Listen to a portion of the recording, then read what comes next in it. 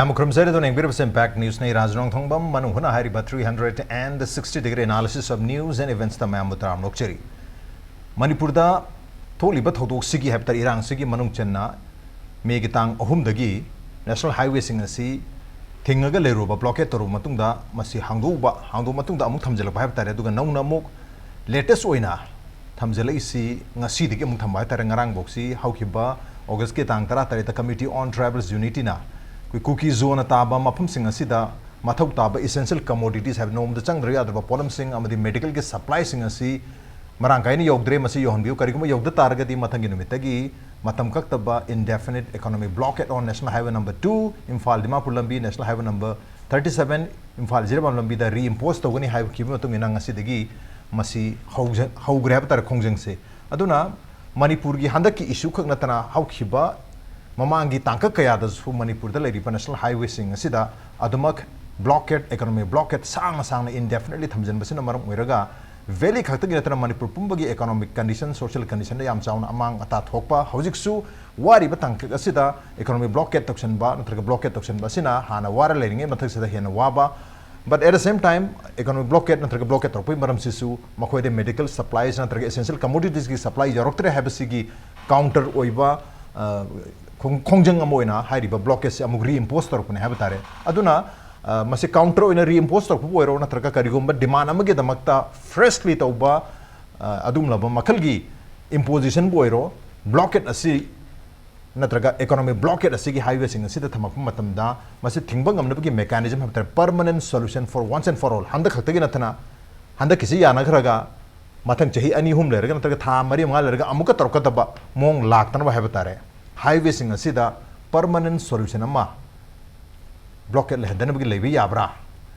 hujiki handaki matang sidagi horaga haibagi chingba mayam wahang sing se dum hanadam nate hari bo wahang sing sigi matang sida khana ne nakdam tang se impact news ki manu hunagi tharam telection to lebi basi joining us tonight on Manung Manipur University ki Department of Economics ke Professor Dr. Ch Priyoranjan Singh ne hum toja Priyoranjan Butram Nokcheri welcome to the show appreciate you joining also joining us All Manipur Bar Association ke President Puyam Tomcha Nokcheri welcome to the show appreciate you joining too and also joining us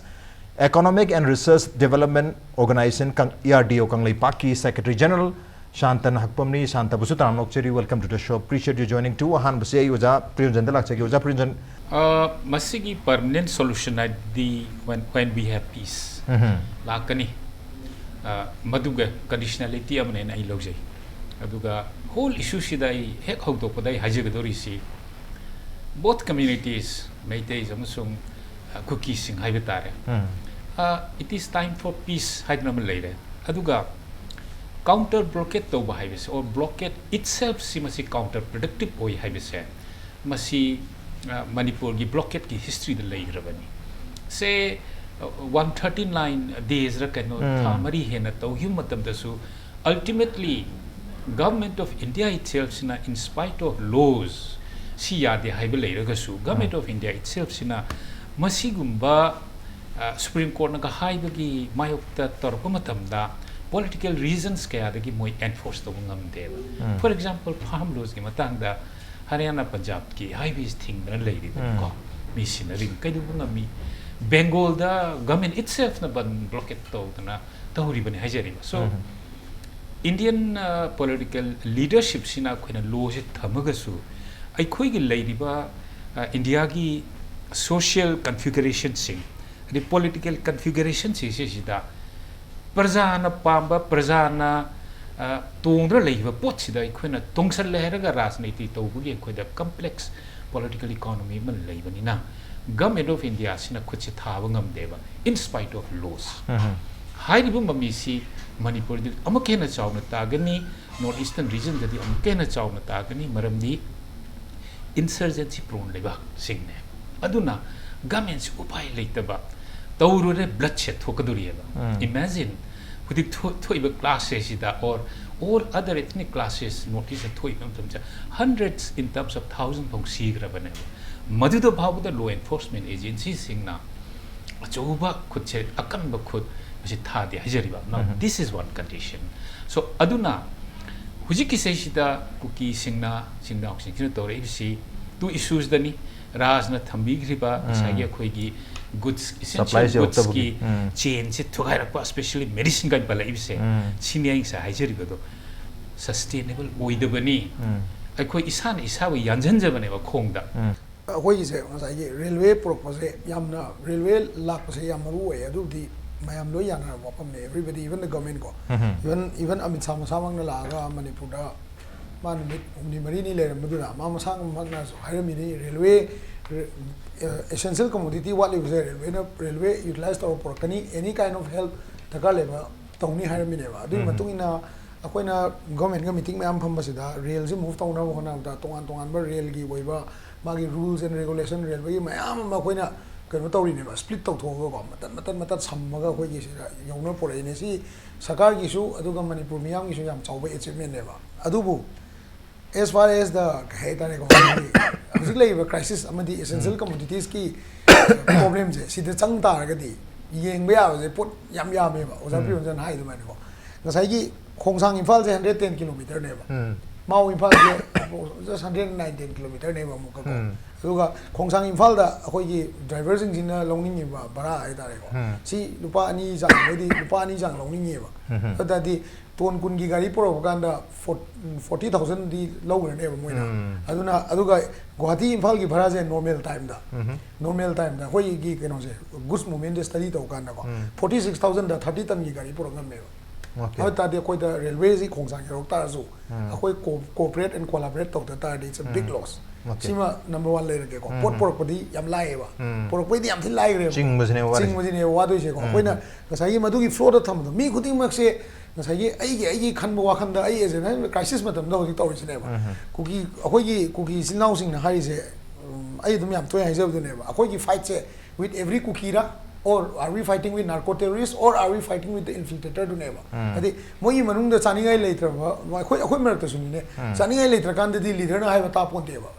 history of the world je sine sakhi ne ai tare ne ko Germany wall to grini even Pakistan who's a historian me amna futuristic me amna khanari jini another Pakistan na China to mo sum to ta di India ga amu economically merge to ya bagi chance fo le ri bane ba koi Manipur de hosik se kai no hai kan na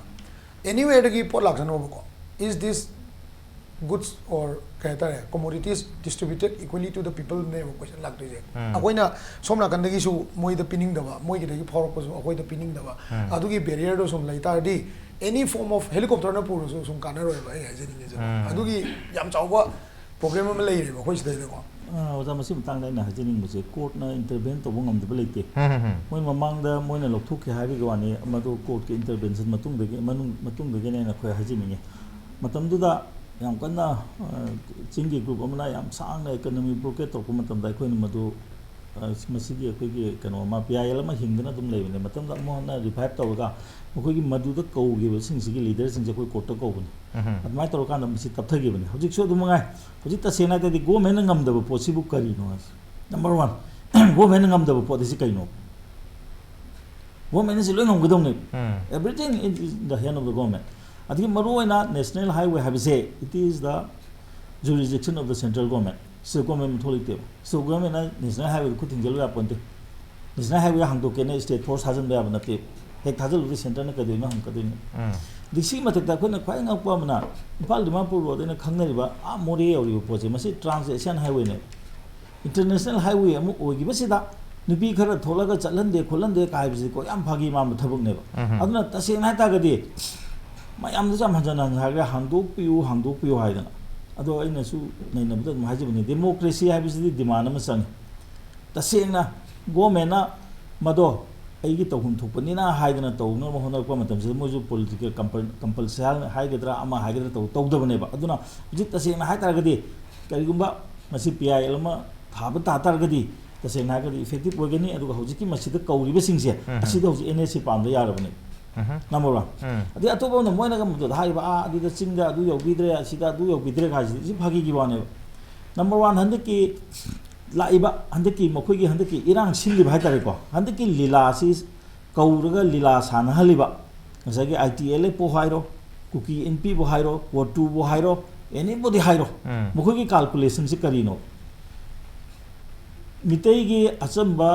प्रजा सिंह को मिसम मियाम दा नोंमई ना कापगा मयुम मई थारगा तांथोरको मतम the करी reaction लाकदगे जे मोय करी पागे